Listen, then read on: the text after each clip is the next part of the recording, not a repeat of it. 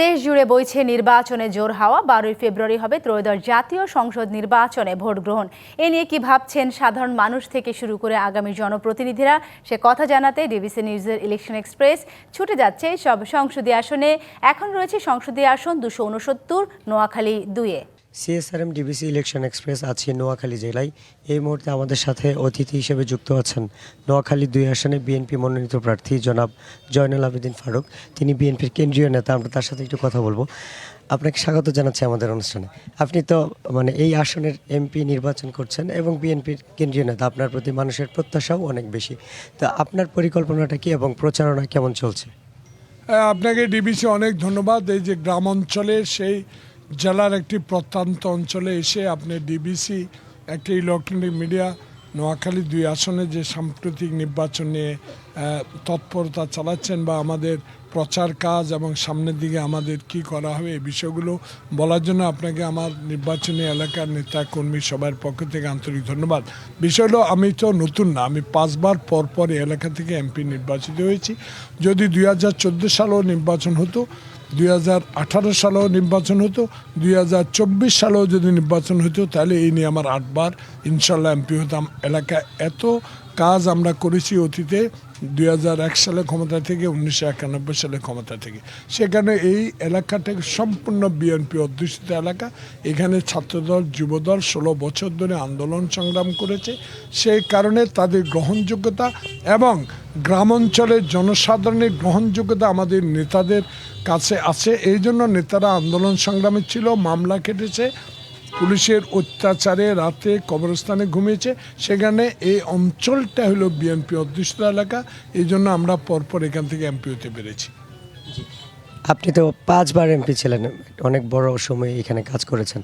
পরবর্তীতে আপনার পরিকল্পনা কি, উন্নয়ন পরিকল্পনা? দেখেন, অতীতে 2001 সালে আমরা যখন সরকার গঠন করতে পেরেছি, দেশনেত্রী বেগম খালেদা জিয়ার আপোষের নেতৃত্বের কারণে তখন সংখ্যাগরিষ্ঠতা পেয়ে আমরা সরকার গঠন করেছি। তারপরে তো 1996 সালে পর ক্ষমতায় ছিল আওয়ামী লীগ। 2001 সালে আমরা আবার পর যে আওয়ামী লীগ ক্ষমতা আসার পর দেশে গণতান্ত্রিক ব্যবস্থাকে সম্পূর্ণ নিঃশেষ করে দিয়েছে।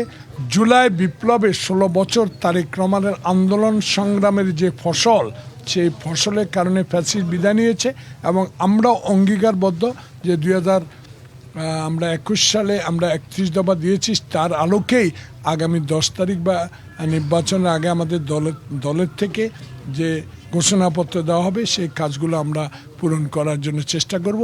আমার প্রথম টার্গেট হবে সেনবাগ থেকে মাদকাসক্তি যারা, তাদের থেকে এই মাদকাসক্তি থেকে বের করে নিয়ে আসা আর এই মাদক বিক্রি সম্পূর্ণভাবে বন্ধ করার প্রথম শপথ হবে আমার এটা।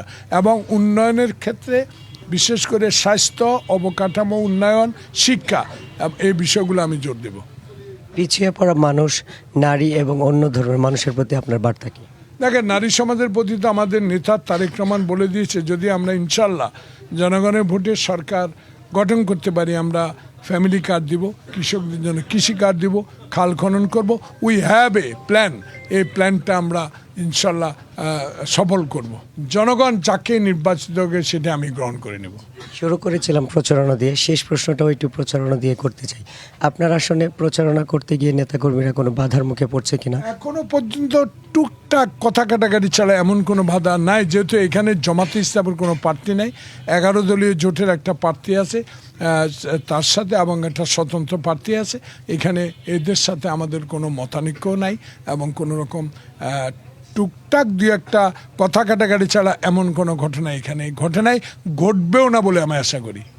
তার মানে যে পরিবেশ চলছে এই আসনে, তাতে একটা সুষ্ঠু ভালো পরিবেশ, অত্যন্ত ভালো পরিবেশ। আমরা সকল প্রার্থী আমরা সম্পূর্ণভাবে একমত যে কোনো সন্ত্রাস, কোনো দখল, কোনো চাঁদাবাজ, কোনো রকম অশান্তি কেন্দ্রে যাতে না হয়, সে বিষয়ে আমরা তিনজনেই খুবই ঐক্যবদ্ধ। আমাদের সাথে যুক্ত হওয়ার জন্য আপনাকে অসংখ্য ধন্যবাদ। সিএসআরএম ডিবিসি ইলেকশন এক্সপ্রেস আজ সারাদিন ছিলাম এই জেলায়। আগামীকাল নতুন কোনো প্রার্থী নিয়ে আবারও আপনাদের সামনে হাজির হব। ততক্ষণ আমাদের সাথে থাকুন, ভালো থাকুন।